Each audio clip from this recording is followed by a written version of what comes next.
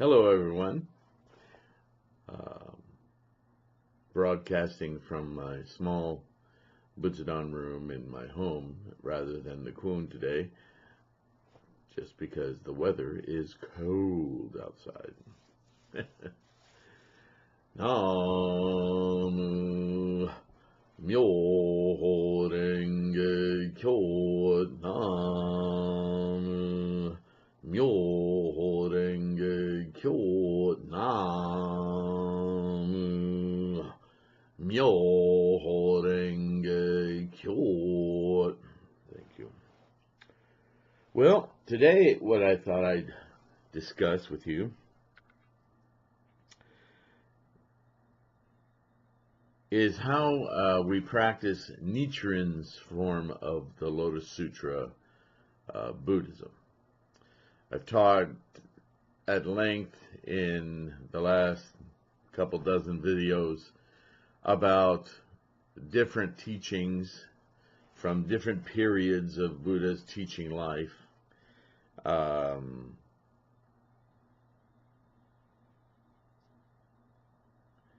Study all of that. Study on your own. Look it up on Google. Buy books. Educate yourself. That's a very, very necessary part of Buddhist practice.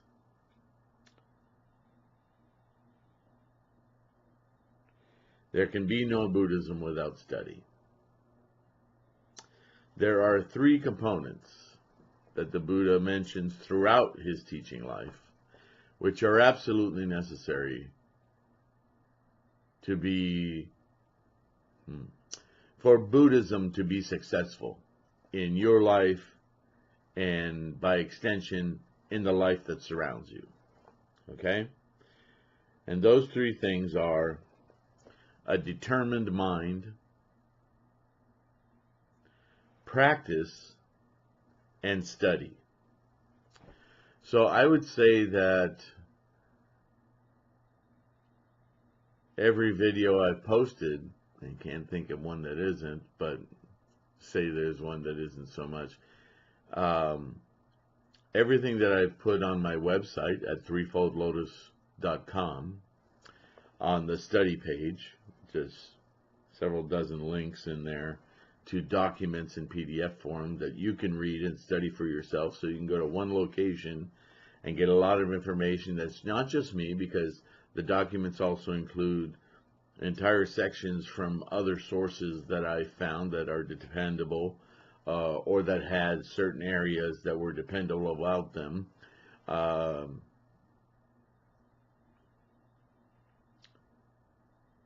So from my website at threefoldlotus.com to my YouTube page at, I believe it's Sifu Sylvain. That's youtube.com/Sifu Sylvain. Has been about study. Okay?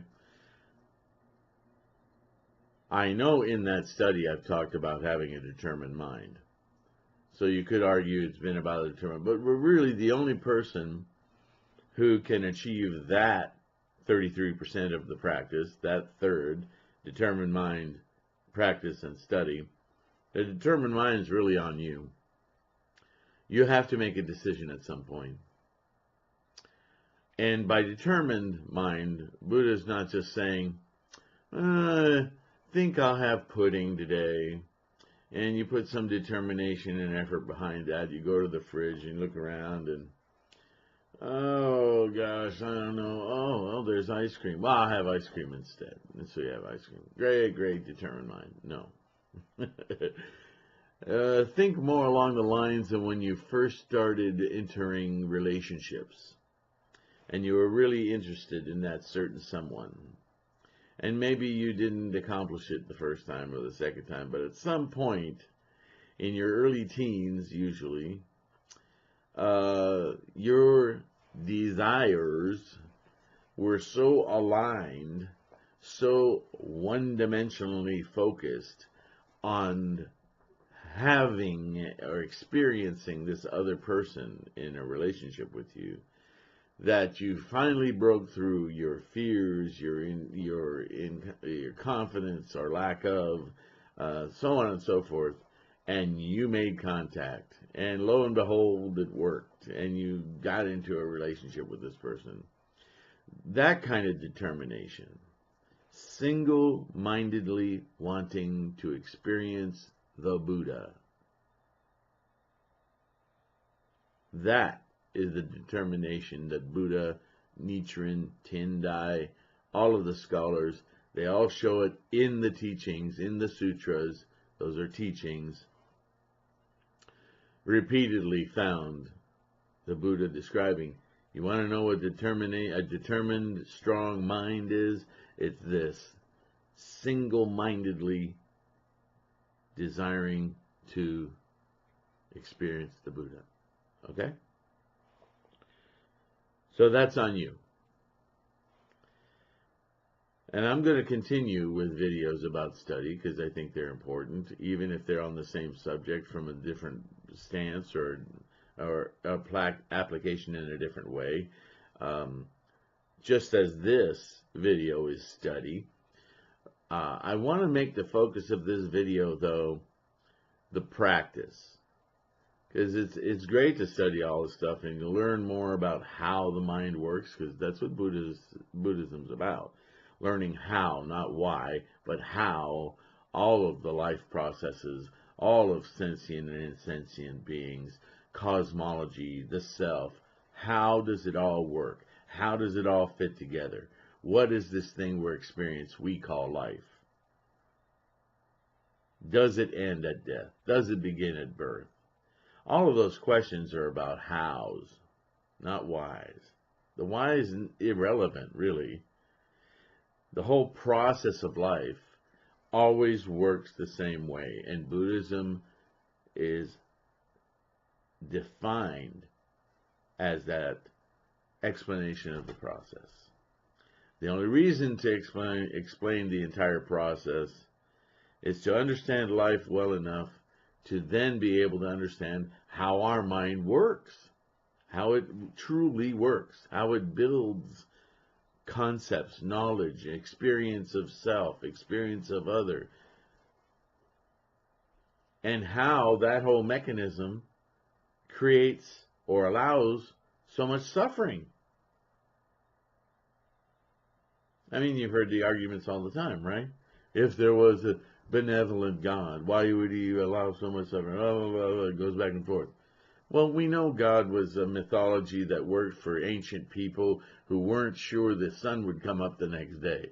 They needed to believe in fantasies like that, just like we think little kids need to believe in fantasies like Santa Claus and the Easter Bunny.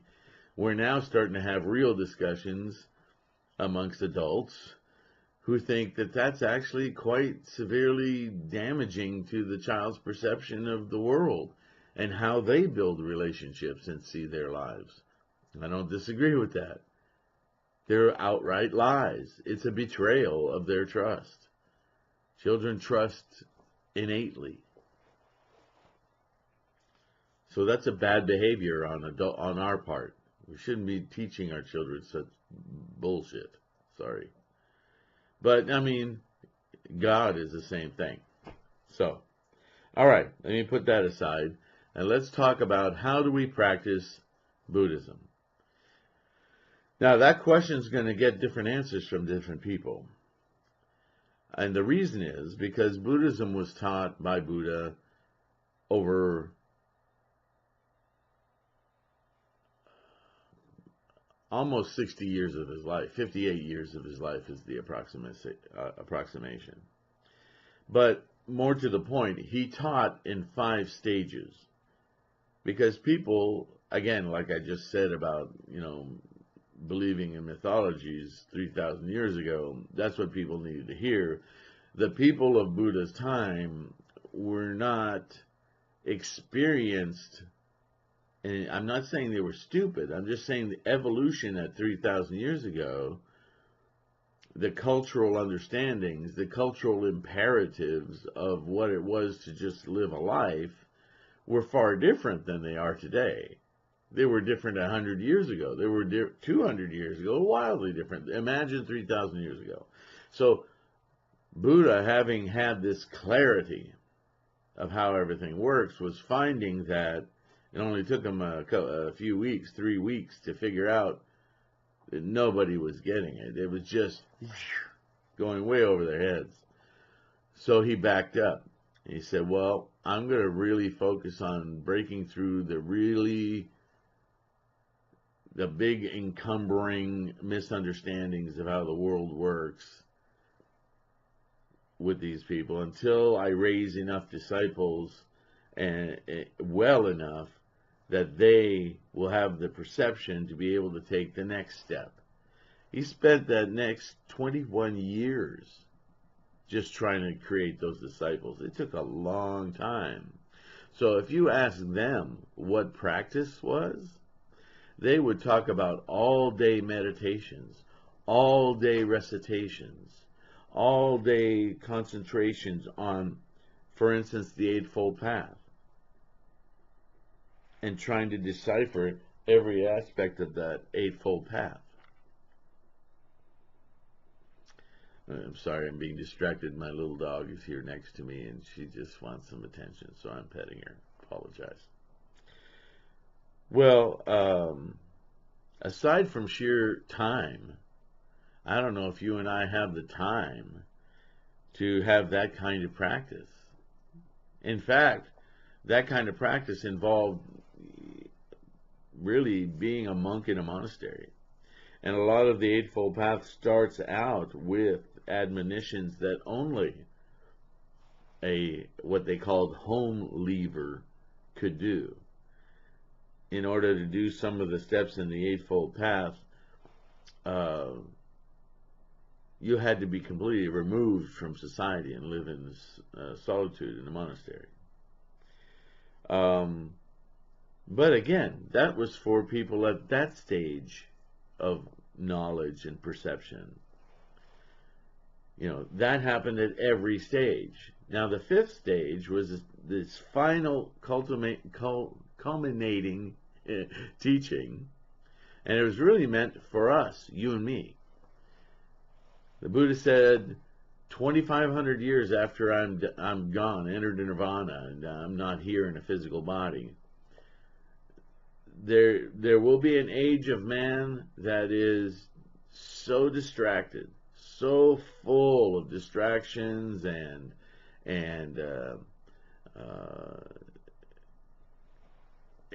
competing thoughts and defilements, and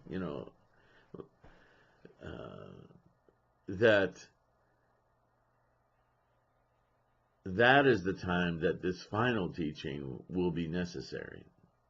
And that, by those who pick it up and start practicing it, will achieve enlightenment, or can achieve enlightenment, in their present form in this life.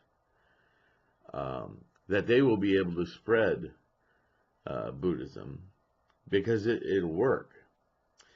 And it'll work no matter your degree of intelligence, your caste in society, how much money you have, so on and so forth. Everyone, which was the mission of Buddha from the get-go, that everyone, without classification, without being an elite, without being a king or an emperor or a religious leader or just a common man, common woman, man, female, would be able to achieve unsurpassed enlightenment while in this life. That was his goal from the get-go. So, Nichiren, which is our most evolved scholar of Buddhism, within the order of Buddhism, a monk,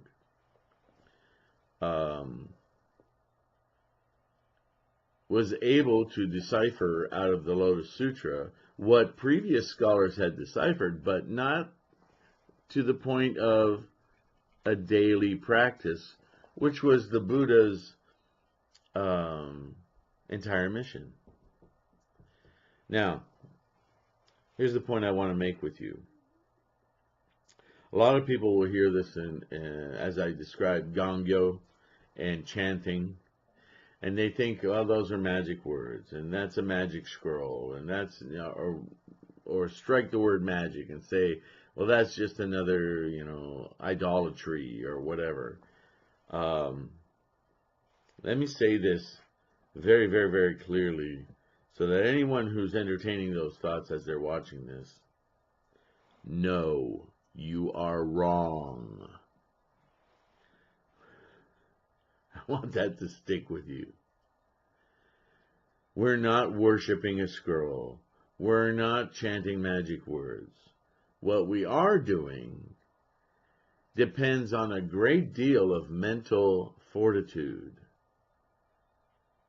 And this is why study is so important in Buddhism. Now, if I told you that to understand being a mother, you would have to, male or female, you would have to experience 9 months of carrying a growing animal inside of you. You'd have to go through the pain and anticipation of birth. You'd have to understand an attachment, therefore, after the physical attachment that continues as a very strong force of knowledge in your head, of actually viscerally feeling your own flesh in the form of another being. And we could go on writing books, and you could read entire encyclopedias about what it is to be a mother, let alone being a woman, let alone being a reproductive organism. That could be a ton of study, don't you think? And yet all you have to do is say, Mom, and all of that comes rushing in. All of your expectation from a mother, your mother, a woman, your relationships are going to work off of that, and your father. Your mother-father relationships heavily influences the way you attach yourself to other beings, either in loving relationships, partnerships, work relationships, whatever. Do I really have to describe to you how invoking dad or mom instantly carries with it everything that you've experienced about what those are? This is chanting. Those characters, Myoho Renge Kyo, and you can watch my other video about it, so I'm not going to go real deep into it, but they are special characters meant for you to use to invoke the study that you've spent your time on and actualizing it, giving it physical form with their voice, with your concentration, your mind, and your body. Myoho Renge Kyo is in effect reciting all of this study and the continuing study that you will do of Buddhism. So Buddha came up with a device for people of our capacity, because the people of his time, they didn't have this abstraction ability. Not at this level. You and I, living in modern times today, we can read books, listen to videos, have discussion with other people, and amass such a tremendously detailed picture of what something is that by merely invoking it, we can experience everything we've studied about it. How do you think a surgeon knows how to operate on you? They don't have a library of teachers and books all around. The operating room would be the size of a public library. Okay, now what do I do with the scalpel? I don't want that guy cutting into me. I want that guy to walk in the room and go, okay, here's the problem. I've studied this all my life. This is how I cut. This is how I open. There it is. This is how I fix it. Sew him up. He's out of here. That's the guy I want. But you have to have a lot of study to be able to have that kind of realization, right? Does that make sense? So this is chanting. Chanting is absorbing and repeating and drowning your mind in the reality of Buddhahood. This does several things. By actualizing my Buddhahood, my Buddha nature, by focusing on what? See, I'm a human. It's really hard for me to focus on my mind, my monkeys in here. But if I have a picture, like the Gohonzon behind me, which you can't see because of the lighting, which is probably okay, when you get your own Gohonzon, what you'll have is a picture in special character forms of a custom Sanskrit, Chinese, a whole mishmash in there, of the entire sutra of the Lotus, of this teaching. There it is again. You learn the teachings, you study the teachings are Buddhahood, you're chanting the middle characters in that scroll. It's just a mirror. It's something to focus on. And when I focus on Namu Myoho Renge Kyo in the middle of all of that story of the Lotus Sutra, I'm also getting a visual repetition of the Buddhist, all of the Buddhist teachings. They're all in there. I'm not worshiping it. The Buddha says explicitly in the Lotus and in the Nirvana Sutra, never look for this Gohonzon. Nichiren says this. Never look for this outside of yourself. Never look for your Buddhahood outside of yourself. It's yours. It's you. You're in it. It's in you right now. All you need to do is awaken it. So that's what we're doing as Buddhists. Now, a lot of Buddhists, out of some sects I've even belonged to, have so much confidence in this that they just bring in anyone off the street and they chant with them together and have them listen to recitations of the sutra, and they expect results. And I've seen it. I've seen it happen. People become Buddhists that way, simply by starting with the ritual of repetition of the mantra, Myoho Renge Kyo, which are all of the teachings on how to experience Buddhism. Buddhism itself, Buddhahood itself is in Myoho Renge Kyo, because everything you need to know is already in you. So you're just mirroring it and putting life to it, awakening it. A little alarm clock. Hey. And then you recite, and the recitation, learning Gangyo is the recitation of a couple of the chapters in the Lotus Sutra, usually is enough to make you curious, to start to self-teach yourself. And I've often said this in and out of Buddhism, in my art classes when I teach art. You can have the greatest teachers in the world. I don't know what that is, okay? I'm just trying my best as a teacher to just share what I know.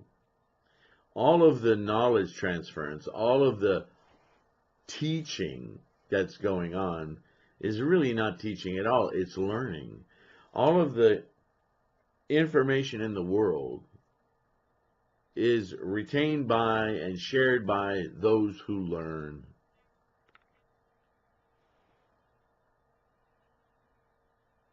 I almost feel like I'd like to strike the word teacher out of my vocabulary, because I feel arrogant when I say it, because it makes the assumption that you won't know unless I tell you.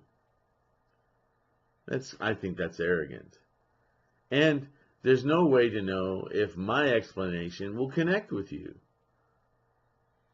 I'm just another schlum like you, or I'm another great whatever you are like you.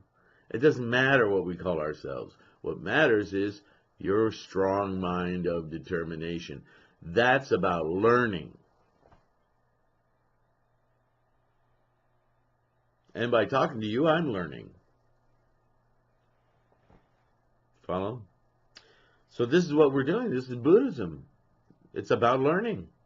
It's about taking our incredible life machine and understanding how it works so that we can then begin to influence it to do more of what we wanted to do and less of what creates suffering. So to the degree that you want to live a happier, more joy-filled life with less and less suffering, then that's your practice of Buddhism. Does that make sense? So here it is. Nietzsche says, every morning, get up, chant for at least 30 minutes, do a recitation of the short recitation in Gongyo, go about your day. At the end of the day, when you've accomplished what you needed to accomplish and you may be feeling nervous about what you haven't accomplished, do a short evening Gongyo, again, 30 minutes of chanting and recitation of the book. If you do that every single day, your mind will change. Not only will you feel less stressed about what you need to do, you'll understand what you need to do better, you'll understand what you don't need to bother with and waste your time with, and you'll see your life with more clarity every day, and you will get benefit. And benefit, you will know what it is when it happens. And I guarantee you, we have an infinite amount of karma that has brought us into this planet as a human being. From the moment we're in the womb, we start to create karma in this reality. So when you first member benefits, they call them. When you first start to practice Buddhism, a lot of things you're going to notice change. People act differently around you. And then you'll notice, oh, that's because I don't do that thing anymore that I used to always do. That's weird. It just went away. And now people, as soon as it went away, people started reacting different around me. All of the things that are going to change in your life when you first start, for 6 months to a year, when you first start practicing Buddhism, are going to be things that you've changed because they're things that you created through your karmic cause and effect while in this lifetime. So they're going to get knocked down real quick. You're going to straighten out, and then you're going to get to the core stuff. That's what made you up before you combined with your father's and mother's DNA. And that goes time without beginning. And some of that stuff, it's going to take a while for you to change it. But here's the good news. It only takes as long to change it as you are determined to change it.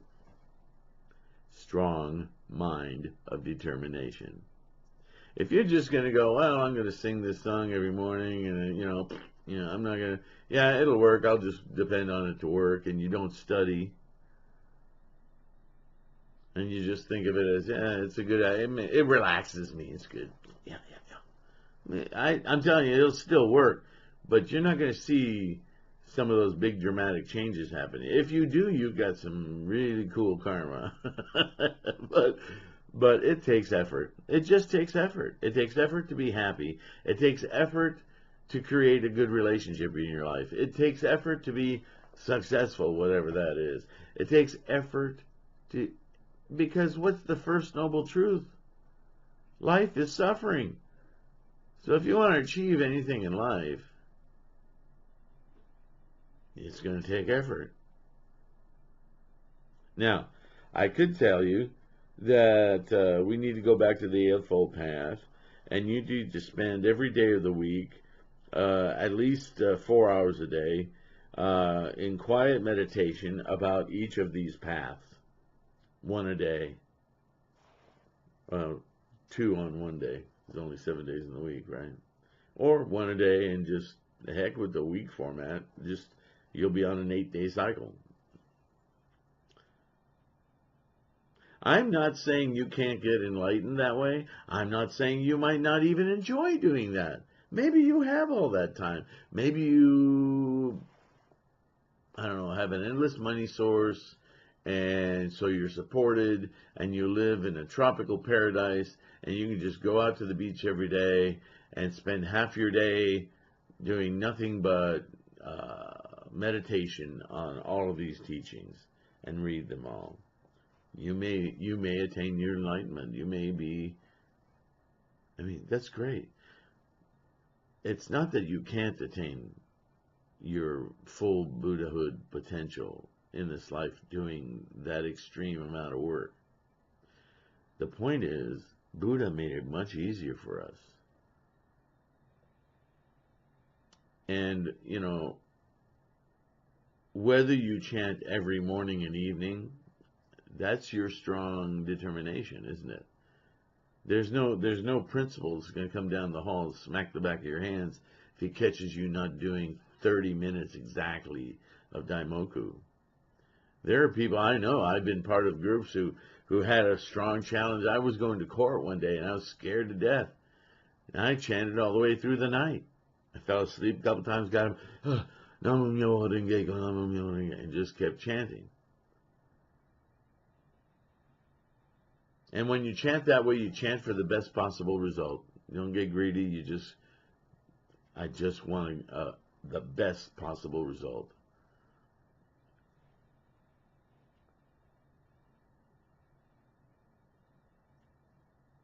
We're funny. Humans, we're funny. We usually need trauma to motivate us. It takes a lot of strength, personal strength, to just keep up a practice every day, whether your life's going well or not. My own practice has had greater sincerity at times than others. I admit that to you. I've been doing this almost 30 years, and there have been times when I literally had to drag myself into the Butsudan room and chant. Funny thing is, though, no matter how horrible it was to get in there, once I was in there for a few minutes, it just flowed. It was easy. But that's me. You know, I've known people who constantly fall asleep as they're chanting, which is, Buddha talks about that karma, something you really have to fight through, because it's stopping you from achieving your life potential, your joy. Anyway, that's the prescription. Your practice is keeping a strong mind of determination. Just study, study, study, study. Get yourself up an altar. My book, Big Book of Buddhism, has complete instructions on how to do that yourself. I think I have complete instructions on that in different parts on the website, threefoldlotus.com. I'm trying to, personally, I'm trying to remove every obstacle possible for you to practice. And if I never meet you, and you just set up this altar in your house, and you buy your Gohonzon from my Gohonzon website, so you can buy a Gohonzon, have it shipped to your home, enshrine it yourself, follow the book, learn how to practice. I don't care if you start practicing once a week, twice a week. Study, study, study, though. However you get this started, however it works for you, I want to be a support. I'd love to meet you. I'd love to chant with you. Itai Doshin. The more people chant together, the more the energy is just astounding. But I don't, you know, some of us aren't that sociable. So if you want to do this all by yourself, I got all the materials on my website. You know, I've kept the books as cheap as I can, just so they're accessible. A lot of free resources on the website. Just an amazing amount, actually. I've never found anywhere else without being confusing. At least all of the stuff on my website, I've checked out the scholarship. I'm constantly revising. I just revised the Eightfold Path literature I had on the link just because I needed to clarify some things for a modern mind. So you'll hear, at least you'll hear a singular voice coming through the stuff, my books. I've got a couple dozen or more. Get a Gohansen, get an altar up, start chanting. Try this out. Give it 3 months. That's what you do in college. Not sure I want to go that route with my life, but I'll take a class, see how it goes. Give it 3 months. If you don't perceive something in your own life profoundly changed, now if you don't follow the program, if you don't study, if you don't have a mind of determination, if you don't follow the practice,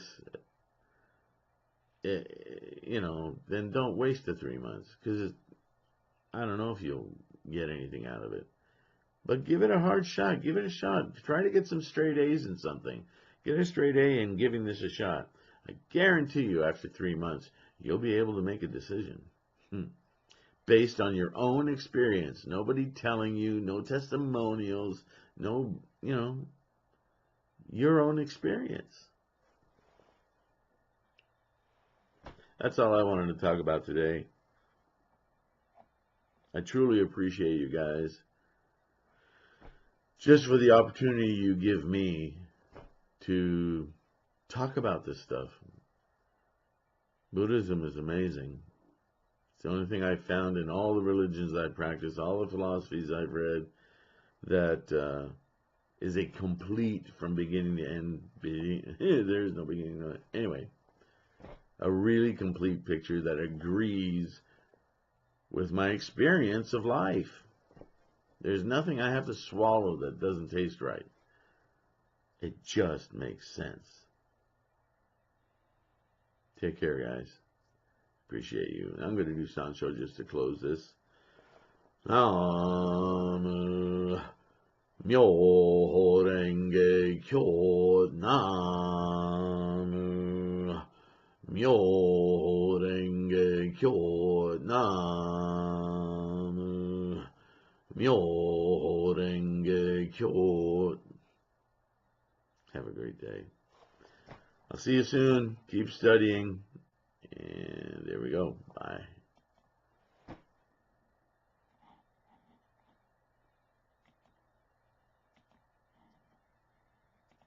What are you doing?